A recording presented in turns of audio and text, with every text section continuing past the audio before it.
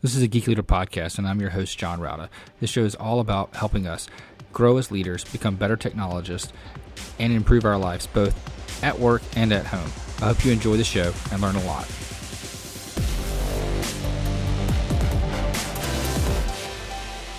Welcome to a Geek Leader podcast. I'm your host, John Rauda.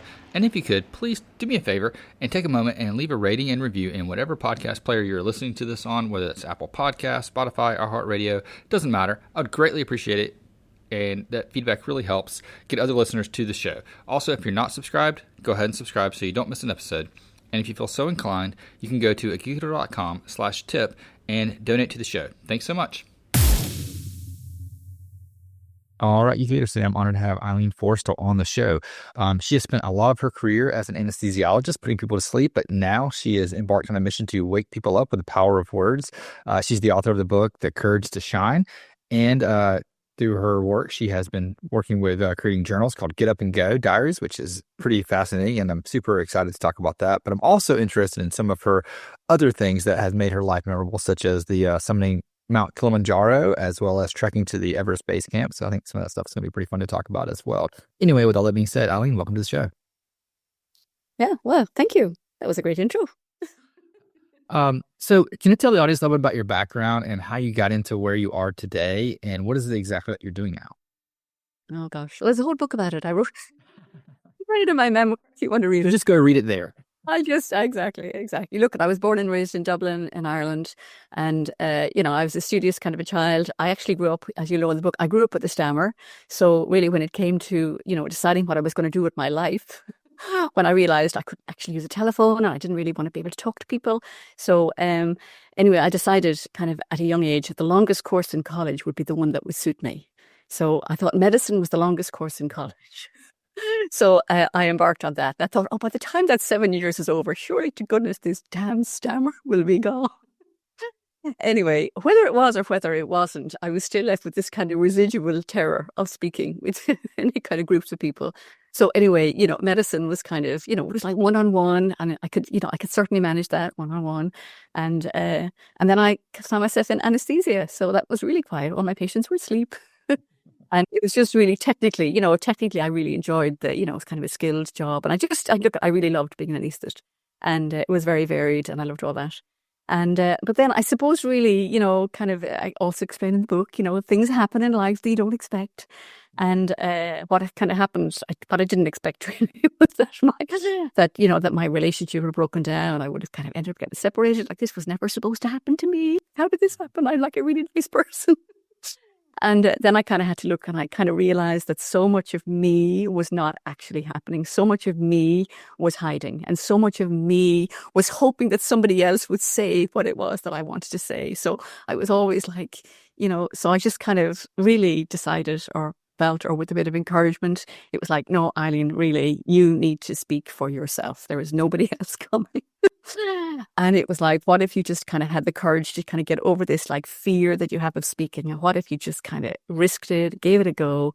So I did that, and actually it sounded kind of not too bad. Okay. And I kind of thought, jeepers, this is actually way more fun being out here, just, chatting away and talking and all of this. So that's kind of where I kind of went. So I went from anesthesia, wouldn't be able to sleep. It was like I had my own wake-up call. It was like, come on, Eileen, stop. Life's short. And really, maybe it's more fun to actually get out there and be fully vocal, fully express, saying what it is you wanted to say, and just say it. Just say whatever the blinking thing is. And if people don't like it, well, maybe some people just don't like it, but some people do. Yeah. No, I think that's fun. So what made you get into coaching though? Well, I kind of was in the world of, it's like just, personal thing. I think it's to do with, there's a lot of speaking in the world, and there's a lot of, people reading and that. But coaching to me is the world of listening. So I think when I was working as a medical doctor, and like I say, I wasn't vocal, so I wasn't out there presenting cases, presenting doing stuff. I'm actually here listening to people. And you kind of felt that by listening to people, you kind of felt that people would come to their own, their own kind of insights and that. I just kind of felt that was like a more interesting way to go at the time. So that's kind of what I'm doing at the minute. And I just kind of, now amongst all my other things, I just really wanted to explore that, as give people an opportunity to, just that coaching world, which really that kind of did it for me. Like somebody had to listen to me and listen to me explaining kind of my frustrations and really what was missing, for me, and how come that, and then somebody else could see clearer than I could see it. When I started to kind of be, honest and open about it, and somebody else could see it, and they were saying, there's nobody else coming. It's you. This is it. This is your life. What do you want to do? And I'm like, okay. So, yeah. When you get into like coaching and helping people, that is a lot about listening. And obviously you have, a whole career of listening to your patients and to folks along the way. What do you find that most people need guidance to do what you said, to step up for themselves and speak for themselves, and to realize that, like you said, no one else is coming. You've got to stand up for yourself and kind of do your thing. How do you help encourage people through that? Well, you kind of just have to really, find out what it is that lights people up, when they're really at their best, at their party or their wedding or whatever it is, and they're out there kind of being at their best, and they're enjoying themselves and they're doing what they do, and think, well, are you doing that everywhere in life? And then where are you not doing that? And then how come you're not doing it there? Like, is there an area that you're not particularly confident in? Is there something that you're kind of, fearful about? What are these anxieties that you have in these areas that stop you being this fully? Because it's all about self-expression. Really, that's my thing. It's about self-expression. And where do you get to be yourself that you're expressed, right? And it's usually when you've had a couple of glasses of wine, probably. And you say, what if you didn't have the wine? What if that was just you and you had permission to kind of just be that way? And, how would that go? Now, some people think, I couldn't possibly do that. And I think, well, you could try it a little bit and see, because as I say, your self-expression is your own responsibility. There's nobody going to say what it is that you want to say. There's nobody going to say it the way you say it. There's nobody with the experience that you have in your life that you want to say. That's your perspective. You really have permission to say all of these things and just have your word and your voice be heard in the world. There's room for everybody. You might as well, use your little space and say what it is you have to say. I would assume that fear is the one thing that's holding most people back. What are they afraid of? Well, that's a really good point. What are they afraid of? For me, it was like I was afraid that people would discover that I had a stammer if I spoke. That's what I was afraid of. So, and I thought, well, what would be so bad about people discovering that I had a stammer? And really what it wasn't even like a fear that I probably, like, I knew in my head there really would be no judgment in the adult world. But I wasn't living in the adult world when this fear would come up. I was living in the world of my class. I'm in school. I'm 30 and I can't even say my flaming name. There's giggling and there's sniggering and all that. And I thought, you know what? But so that's the kind of the thing. Like, it wasn't even like a real fear like right now, but it used to trigger this, like, that awful experience in school. So a lot of that is like the fears aren't actually happening right now. Not really. Not if you look around, like, in your own life. They're not really there, but they're locked in here somewhere. And you have to kind of uncover that a little bit. That's what I'm saying about listening. I think, well, for me, I was pretty clear that, when I was 13, that was my pivotal moment. That's it. I'm not doing this anymore. I can't. And don't ask me. I'm done. So, I think we all have those little fears in there that may have come from, things in the past that you said they're no longer there, but we still get triggered by them. We still have them in our head. How do we work through getting past that? Like, maybe it's not from stammering, but maybe it's from, being rejected too much. Your ideas were rejected early on in life. So now you don't feel like you have the permission to express yourself because your ideas were rejected. How do you get past something like that? Well, number one, I think a little bit of encouragement, and if you can't get it from yourself, get it from a book or get it from somebody else. And if somebody else says, no, I think your ideas are quite good, and you could think, actually, I think this idea is quite good, I'm going to give it another go. What's the worst that can happen? It can be rejected. I survived rejection the last time. Maybe I'll survive rejection this time. But go in with that little bit of extra confidence in your own idea. Just because it happened then doesn't necessarily mean, but because we say, because we happened then and it was really painful, we don't want to risk it again. But, today's a new day. You're a new person. It's a new idea. There's probably new people around. And you know what? Maybe the idea is still valid. And nobody else is doing it. So it is about kind of risking it, and that's probably what we would put in the diaries all the time. It's like, just do it. Today's another day. Let yesterday be done. What about today? And then, who knows what tomorrow's going to bring. But allow yourself to have that, freedom to just give it a go and see what happens. Like, what is the worst that could happen? We don't really want to explore that. And again, in coaching, you're listening. You think, well, what really is the worst that would happen? And let people think, well, what's the worst that could happen? I think, well, maybe it's not that bad. Well, maybe it's risking it so. Yeah, no, I agree with you. I think going through the exercise of trying to figure out what is the worst that can happen is a very valuable experience. And I can go back to 20 years ago when I was asked to teach a class for the first time at a small community college, and I was like, "Yeah, sure, no problem." And then like the week leading up to it, I was almost paralyzed in fear of what was going to happen when I went up there. And I just happened to be reading a book where someone was talking about how they cope with fears. And they said they write a list of all the bad things that can happen and then how to mitigate all those things. So I started writing down the list, and the list was almost comical. I was writing like, someone's going to ask me a question and I won't know the answer to the question.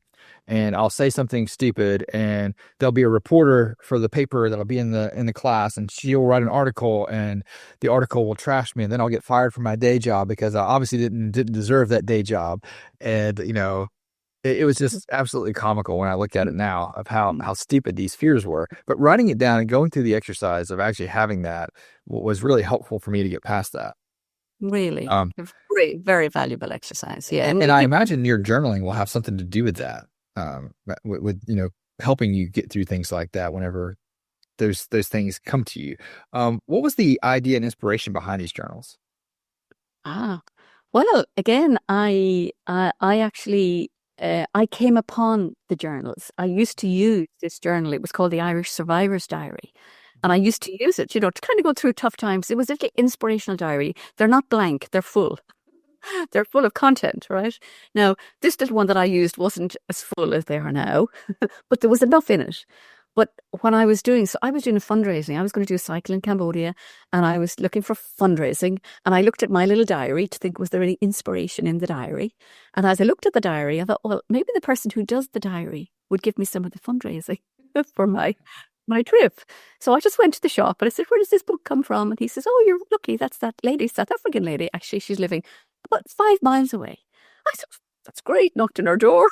That's it. Put my little proposal to her and say, would you mind giving me some of the funds from her Christmas sales? And then she said, well, she probably wasn't going to do it this year because, her husband had died. She'd kind of lost a lot of the momentum. And I was like, oh no, you have to. I love these diaries, please. It's the Irish Survivor's Diary. No, you can't let it die. And then she said, well, was I interested in going into business with her, into like a partnership? And I thought, okay, it's not like I've never done that before. I don't know anything about business. I'm an anesthesiologist. I used to say anesthetist in those days. And but so that started it. That was 2006. So we just kind of carried on after that. Oh wow! And so every year you create new ones. Yeah. How do you keep going? I'm like the Duracell bunny.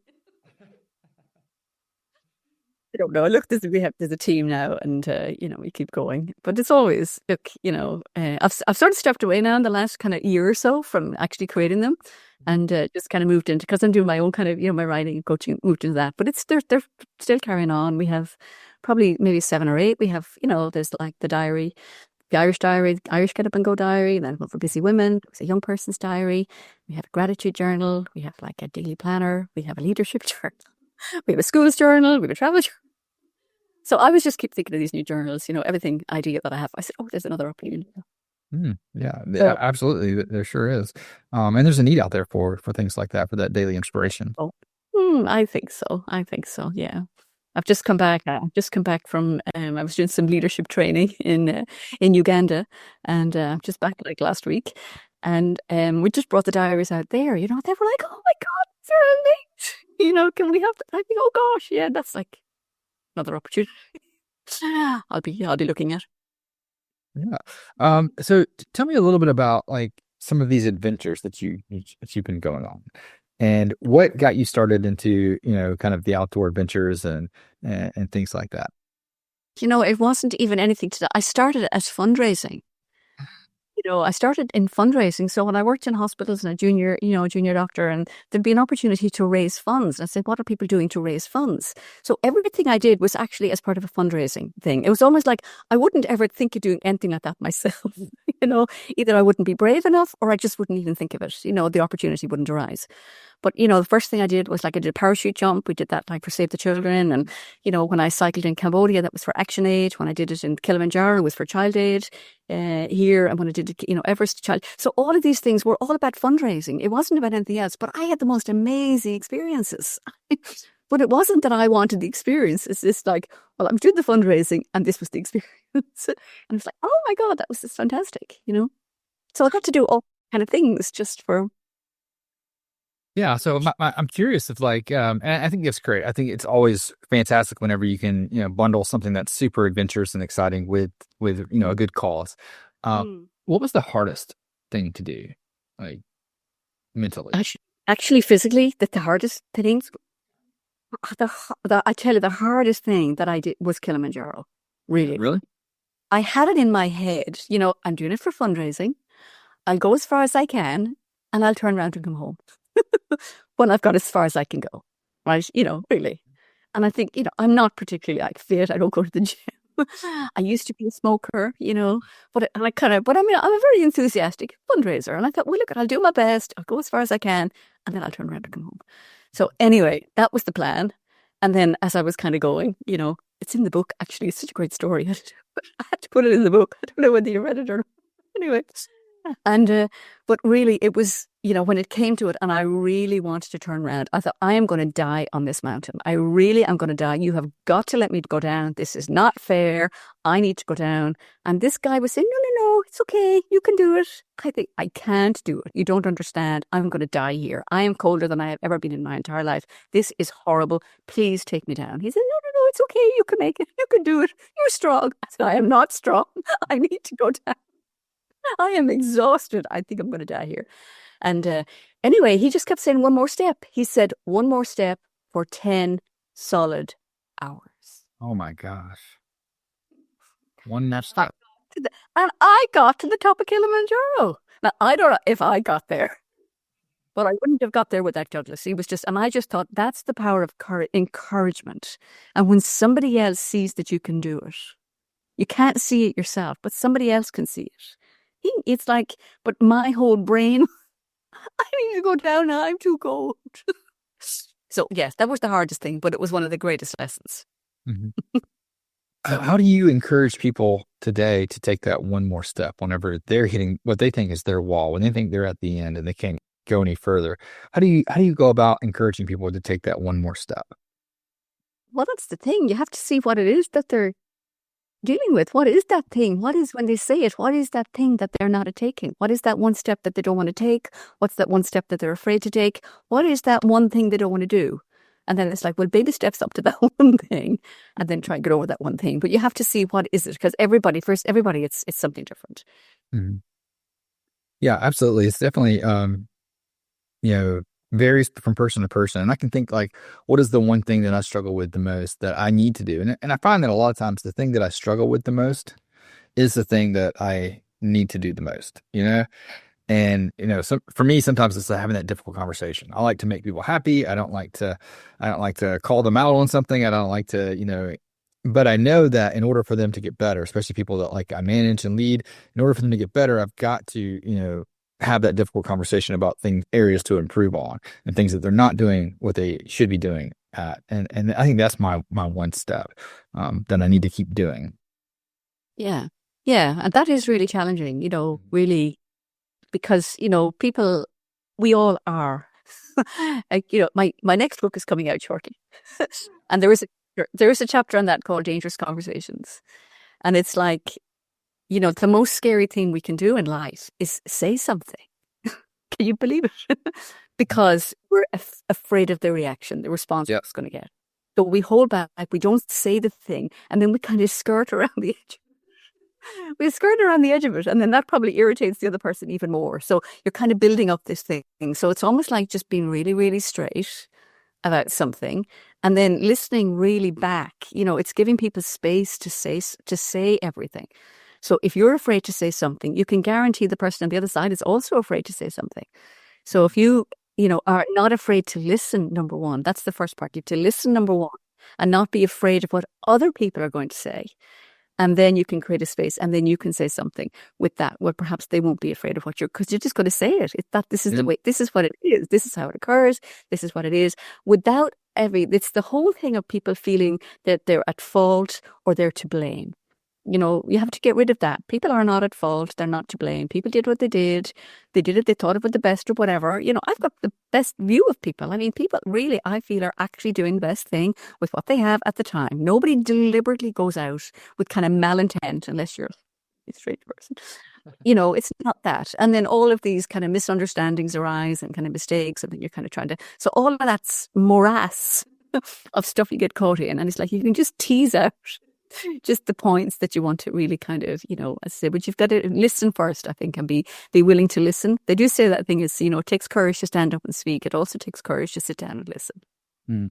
Yeah. So we don't want to hear what somebody else has to say. Yeah. And I think one of my problems is like, I'll do the listening part. I can get past that. And then when it's time for me to speak, I have, these thoughts that I assume that how they're going to take it. I have these assumptions that are probably far off from what's really going to happen. It gets back to like when I wanted to teach, you have these fears, like I'm fearful that they're going to say this and that, when in reality, they're probably not, They're not. They're not. So, and I'm sure other people struggle with similar things and issues that they have to also work through. Yeah, it is that, and I remember somebody saying to me one time, coaching, it says, Eileen, you can say anything to anyone at any time, and there may be consequences. I've never forgot that. But again, you can say it. Can say it, and there may be consequences. And it's like, if you're willing to kind of risk the consequences, it's like, well, okay, and you have to do it with a good heart and good intention, Yes. It's the kind of the thing. And then that has to be the one that you can clearly communicate. It's like, you're not out to harass somebody, but you do want to get a job done, or you want to get somebody, whatever it is that they can, whatever. It's usually, I think it's usually in form of encouragement. That's what I think it is. So tell me about this new book and when you think it'll be out. It's called Embrace the Edge. Life is bigger when you say yes. And I'm just at the final kind of pieces of just the editing. I had to get it under 70,000 words. So I'm 67,500 words. But I had to cull it from 138,000. That's the hardest part, isn't it? You see how I can talk for Ireland, So yes, that's it. So look at maybe early next year. I'm sure. It should have been this year, but, life gets in the way. Right. There's more fun things to do, right? Kind of gets put on there. And then I have to write a bit more. And then I have to, I better tweak that bit. I better put something in there. It's never a done deal. Like trying to finish a memoir, like that's really hard. Oh my gosh, I couldn't imagine. Still alive. Yeah, I know. And, it's going to keep going. So you need a phase 2, right? Pretty much, yeah. So whenever this does come out, I'd love to have you back on to talk more about it and to share some of that as well, because I think it's been fantastic and it's been helpful for me for sure, and I'm sure it has been for others. How can people connect with you online, learn more about what you're doing, and stay connected whenever your new book comes out? Sure. Well, my website is eileenforrestal.com. You can go into the shop there. You can actually get the book in the shop. It's also on Amazon, but that's kind of the way to get it. And the diaries are getupandgodiary.com. You can order a diary. We'll post them everywhere around the world. And yeah, I'm on Facebook, Twitter, LinkedIn, Instagram. All the good places, yeah. All the good places, yeah. You find me. I'm pretty out there, I don't hide anymore. Well, that's good. That's the world is glad you don't. So I'll link all that up in the show notes too at geekleader.com so people can click through and find you there. Eileen, I really appreciate having you on the show. It's been fun. Thank you, John. It's been lovely. Hope you enjoyed the show. Please go to geekleader.com to learn more about what this guest is up to. Click on their links and connect with them online. I would also greatly appreciate it if you could leave me a rating and review in Apple Podcasts or wherever you listen to the show. Make sure you've subscribed if you haven't already. And if you feel so inclined, you can leave me a tip by going to geekleader.com/tip.